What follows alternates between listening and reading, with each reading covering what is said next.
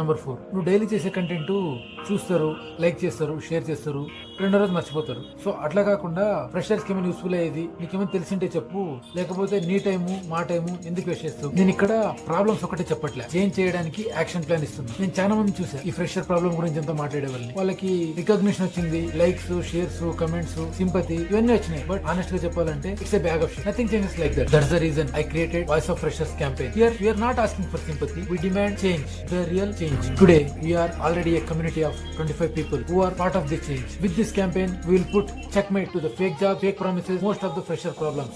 I always believe every change starts small but one day it grows so big you can't imagine. పైన చెప్పేది ఏమంటే, ఈ campaign గురించి తెలుసుకోవాలనుకుంటే బయోలో నోషన్ పేజ్ లింక్ ఉంటుంది. ఇక్కడ ఈ క్యాంపెయిన్ కి సంబంధించిన పూర్తి ఇన్ఫర్మేషన్ మీరు తెలుసు. నాకు తెలుసు మీకు చదివే మూడు, ఉత్సాహం, ఓపిక లేదని. అందుకోసమే ఈ క్యాంపెయిన్ ఫుల్ ఇన్ఫర్మేషన్ అంతా వీడియో ఫార్మాట్ లో ఉంది. అది ఇన్స్టాగ్రామ్ మెయిన్ గ్రిడ్ లో పిన్ చేసా, లేదంటే యూట్యూబ్ లో ఫుల్ వీడియో ఉంటుంది. వెళ్ళి ఈ క్యాంపెయిన్ గురించి ఫుల్ ఇన్ఫర్మేషన్ తెలుసుకోండి.